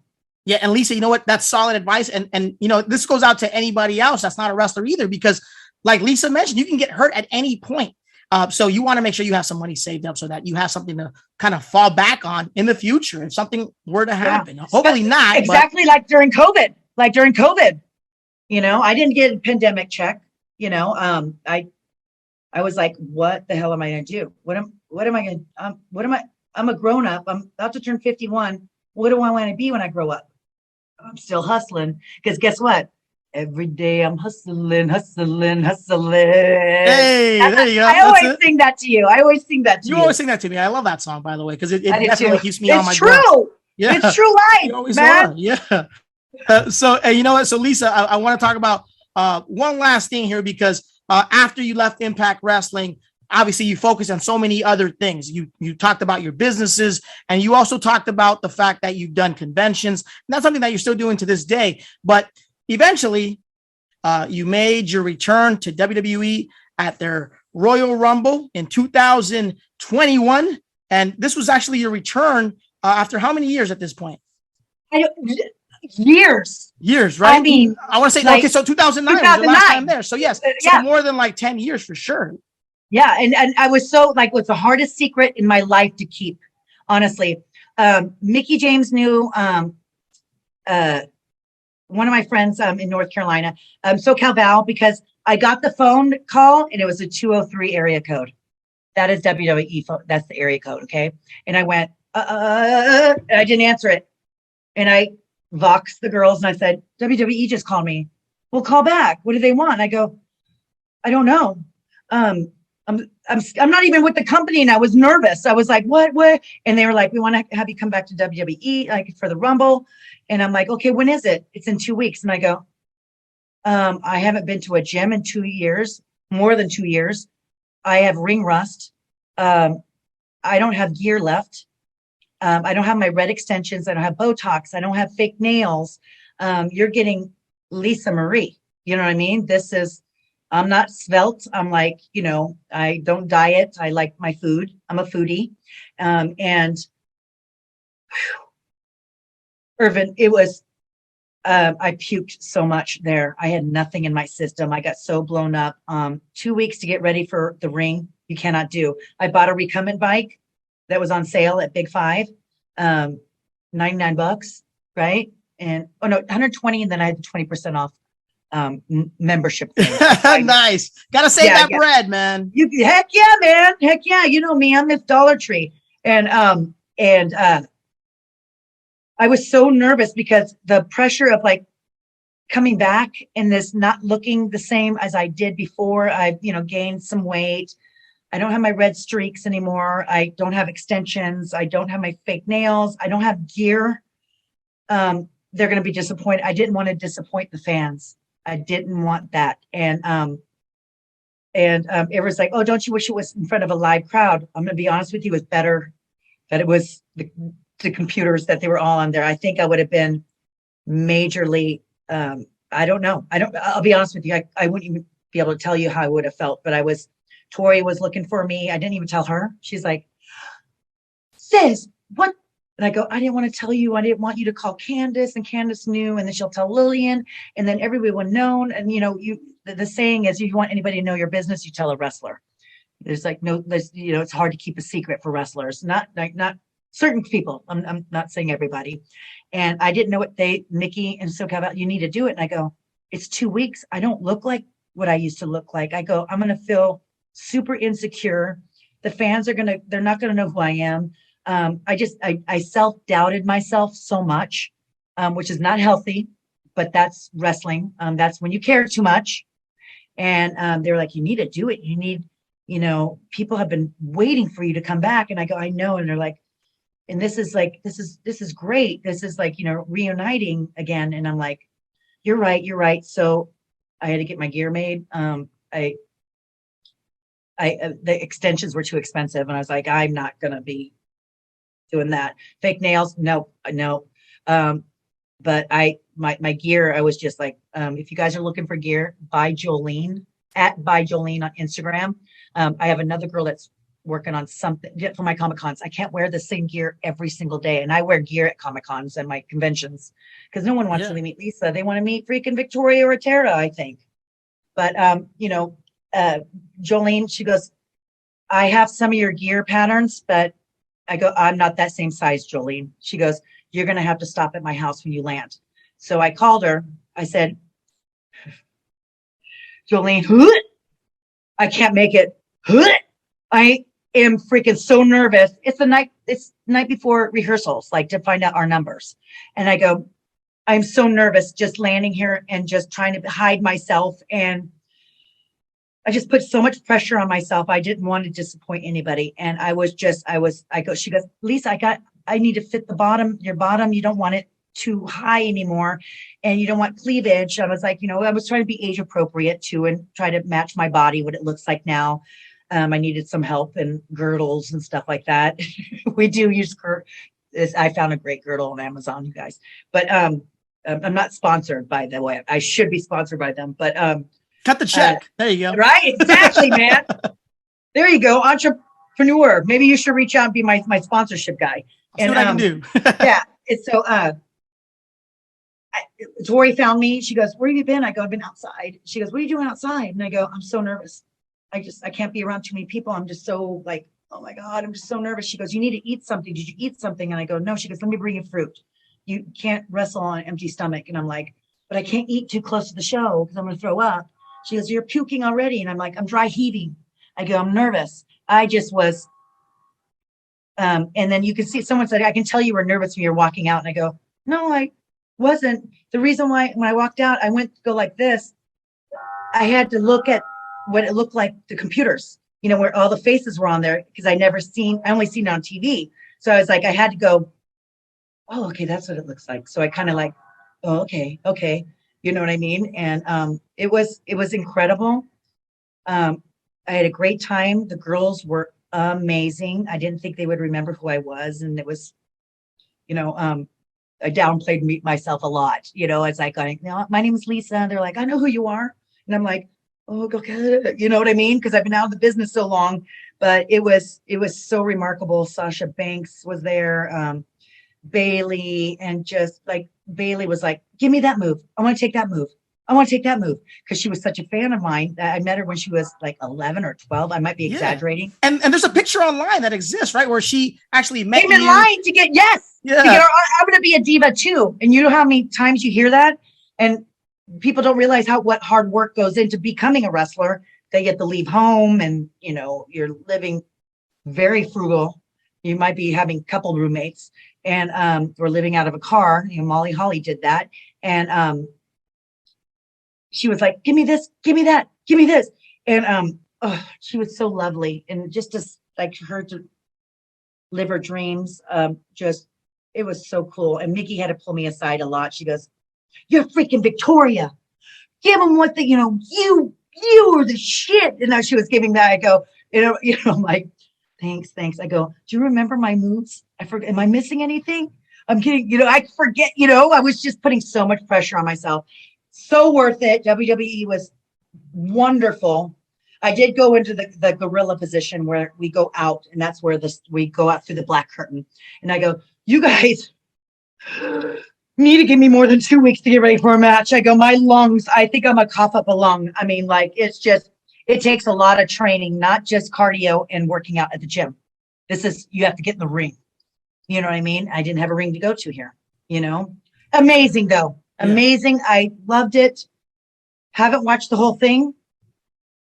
Still, I can't do it. I'm too critical. I don't enjoy watching myself.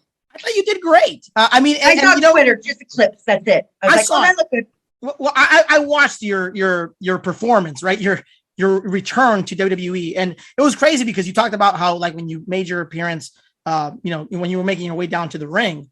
I actually thought it was a very cool effect too. I don't know if it was an effect or what, but like it showed as almost as if it was like slow motion or something. I don't know if they put some effect in when you were walking down or something, but because I don't know some of the clips. Well, maybe my hair. There was one that my hair caught the wind, right? Because they were promoting this like this experience they had. WWE had like this thing with the screens or something going on with. It was, so at the time it was a pandemic, obviously, so all the fans were watching through their screens, right? So they had the screens displayed in the audience. But I'm talking about they had like this effect where they were pushing some sort of like 360 effect. I don't know what the hell they were talking about. Yeah, I remember them talking about it. They were referring to it like earlier in the event or whatever. But I remember I saw you walking down. I'm like, is that the effect that they're referring to? Because when you came out, it looked almost as if it was like computerized. It looked digitalized. I was like, that's pretty cool. It looked kind of cool. Yeah, I really impressed like the shots they got, and then and also fans that they screen capped it and stuff like that was really freaking cool. I'll be honest with you. And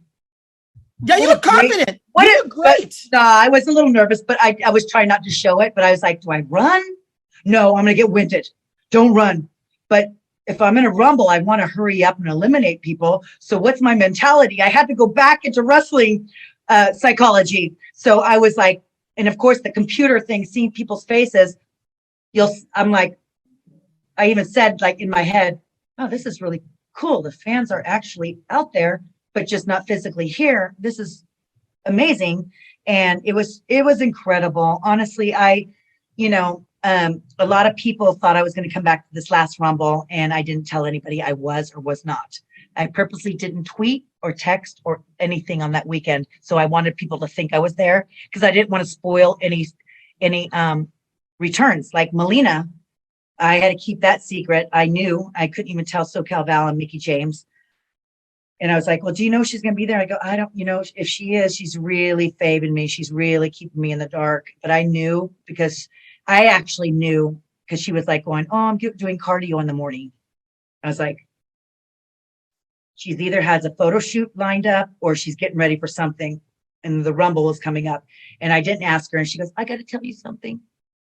I'm so sorry. I wanted to tell you you're my best friend. And I was like, she goes, I go, you're in the Rumble. She goes, yes, I wanted to tell you. And I'm like, I knew. I go, I'll let you tell me when you tell me, that kind of thing. And yeah. And she was supposed to be one of the surprises and stuff like that. So very cool. And honestly, like Lisa, you had me like you were working my ass. I didn't even tell my family. Yeah, no, all I needed was them to go FaceTime and go, hey, good luck in Florida on a post that I'm pretending to be home. You know what I mean? And yeah. And so, my family was like, I didn't even tell them, hey, tune in. I just did not want any risk. Irving, to keep a secret, Rumble, like that's part, I like knowing surprises. I do. I don't like to know like who's going to win and stuff like that. So, I don't like. And it spoilers. made for a great surprise. It made for a great surprise because obviously we weren't expecting that as fans, right? And you didn't because you're like, I thought she would have told you. I would have told you, huh? Did you think I would have told you? Yeah. For some reason, I was like, she'll tell me, right? Like, because for this year's Rumble, I was like, she's telling me that she's gonna have David's sister come into town and they're gonna clean the house or whatever. I'm like, she's kayfabing. I was like, she's over here. Just this recent one. Yeah, just this recent one. No, because I was texting you going, I think we were going out. You were texting me. And I was like, she's, in my mind, I'm like, she's BSing me. I know she's at the Rumble right now. She's getting ready. People, yeah. And then Vince Russo said, good luck this weekend, I think. And I just hearted it. I just favored it. And I was like, let them believe it. I am not telling anybody at all. Of course, Mickie and SoCal Val knew. And that kind, the people that we have business with. And, but it, yeah. And, even Jillian Hall was there and she goes, oh, if you know anybody that's going to be in it, can you tell me? And she did text me, box me and said, is Melina in it? And I go, I have no idea. I knew, but I swore to God when you swear or you promise somebody, you're like bad karma to break that promise. I'm like, I can't do it. I don't need bad luck. Yeah, no, but wonderful. It was amazing. Wonderful return for you, though. And yes. Thank you. And thank you, WWE and WWE fans, for all that support. Honestly, it was amazing. I needed that. It boosted, like, it just gave me, I don't know. It felt really good. It felt really good. Made me love wrestling again. Lisa, you had a wonderful career. Again, you are one of the all-time greats, in my opinion. And I'm not just saying that because I know you. I'm not trying to be biased. I think hands down, people recognize the fact that you put in some work.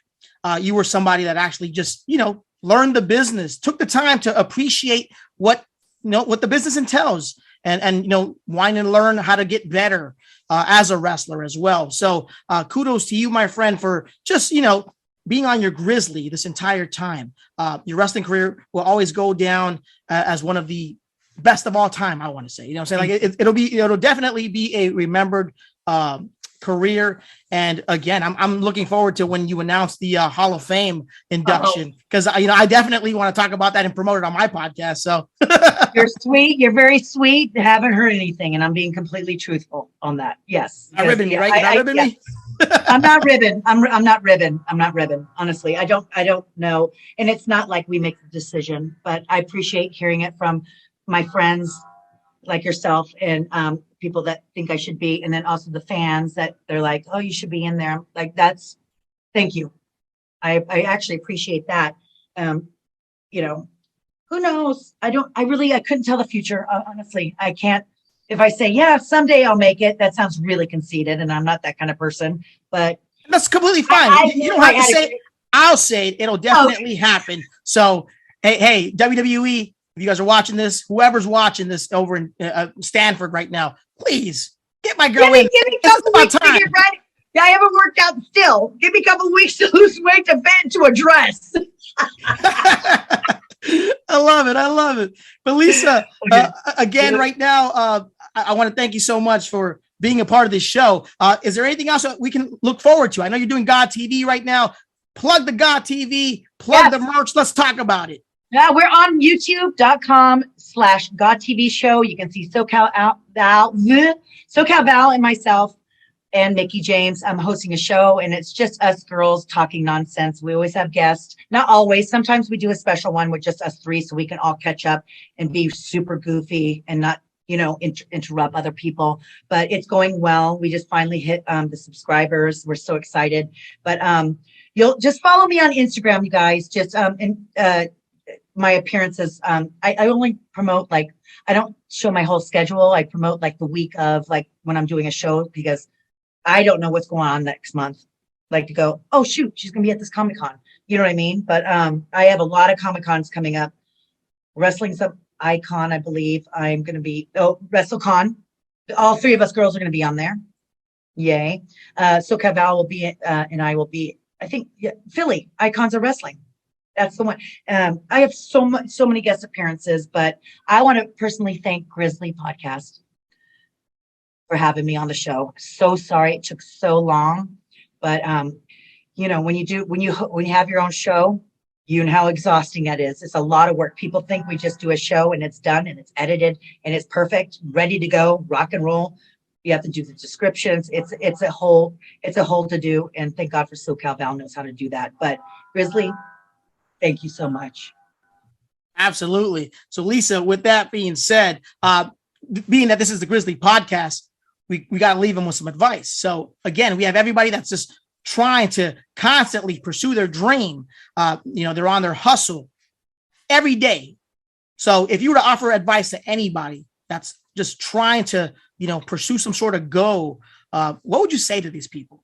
I just say, you're going to have a lot of obstacles, a lot of people not believing in you, which was when I first started, kind of made me work harder. I believe it, believe it or not. But you have to believe in yourself. And if you, and I think you need to look at it without, foggy glasses, to be realistic on what you want to do. You know what I mean? Watch your matches back. You're like, ooh, I don't think I'm getting, you know what I mean? Some people think, oh, I'm the best. And really, I don't know. But I think the important is that just believe in yourself. And I don't care what job it is, you have to work your ass off to get what you want. It doesn't come it doesn't come easy. Even though I got into wrestling without experience, I did work my ass off and sacrificed my whole family, my marriage, everything like that for the business. And I paid, a hefty chunk for it. And, but I would never regret it. And just, believe in yourself. That's it. Believe in yourself. Wonderful advice. Lisa, thank you so much. Now, for anybody interested in following you and wanting to know more about you, where can they reach you again? Yes, my Instagram, my Twitter is @RealLisaMarie. I have a Facebook. It's Lisa Marie Varon. One is verified. That's my fan site. And then one is maxed out. It was supposed to be just a family and friends, but I post on all of them. I have a TikTok, but I haven't posted anything on there, but just follow, you know what? I'm more active on Instagram. So @RealLisaMarie is the easiest. And I will have my new website, which just launched, out and about. Awesome. And also, you got merchandise. So for anybody interested in wanting to learn more about where they can find the merch, where can they go? Oh, Shiza, you're good. Yeah. Hey, I have a store, lisamarievaron.bigcartel.com. And it's basically, I'm cleaning out my closet. I just posted today 3 original pay-per-view shirts from my career. Brand new. I didn't wear wrestling shirts. Had to wear BizCaz. So, and it's a mystery bag. So that's just new. So it's all from my original pay-per-views, WWE and IMPACT. You don't get to pick the sizes. They were given to me as talent. So it's a lot of goodies. Like I'm just getting rid of, I got to get rid of my storage, you guys, honestly. Help a sister out. More Dollar Tree visits. There you go. You heard it there. So make sure you guys visit her on Instagram. Visit her Instagram page, follow her there, visit her Facebook page. You can also follow her on Facebook and make sure you guys check out the merchandise. That's the Big Cartel store. She's got so much memorabilia on there. So if you were a fan of Lisa growing up, check it out because she's got cool jackets. She's got shirts. Hell, I mean, if you want a cameo, she's definitely doing cameos too. She can wish you a happy birthday, happy bar mitzvah, whatever the hell you want to celebrate. She'll be happy to, she'll be happy to do that for you. As long as it's PG. Yeah, please don't ask her to show her your toes or anything like that because she's not doing any of that. I will lose fans. If you want to see a picture of my feet, I haven't gone to get my feet done. I'll be honest, Irvin, I don't remember. I will lose fans. You don't want pictures of my feet, so stop asking. Well, there you go. Anyway, Lisa, with that being said, thank you so much for being a part of the Grizzly podcast. We look forward to seeing everything else that you'll be working on in the future. God TV is obviously, a weekly thing, so make sure you guys follow her on that as well. It airs every Wednesday, 5 p.m. 5 p.m. on YouTube. Make sure you guys check it out. Lisa, stay on your Grizzly, girl. Yes. Yeah, baby. Grizzle grazzle. Take care of yourself. Okay. Thank you. Get it pop. Let's get it. Yo, that's what I'm talking about. Follow the Grizzly Podcast on Apple Podcasts, Spotify, Google Podcasts, iHeartRadio, and many more apps to have our episodes delivered right to your iPhone, Android, or any other device whenever they're released.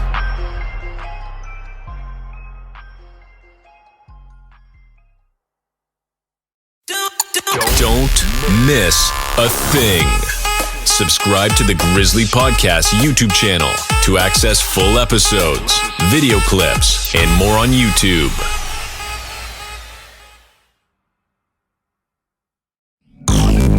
The most authentic podcast is online at grizzlypodcast.com and on all major podcast platforms. Guest appearances and real conversations that will push you to hustle. The Grizzly Podcast is now streaming. Hi, and welcome to Trademark Expediters. Whether you need a trademark or copyright, we can help make the process easy and affordable. Protect your company name, logo, or slogan with the trademark. Protect your songs, books, photographs, and other creative works with a copyright. Complete our easy online questionnaire in 15 minutes or less. Clear pricing, no hidden fees. 100% satisfaction guaranteed. Get started today. Learn more at trademarkexpediters.com or call one of our friendly specialists at 1-800-510-1082. Affordable, easy, expedited service. Trademark Expediters. Yo, turn it up. Hard work, dedication, and progress. Stay on your Grizzly. Yeah.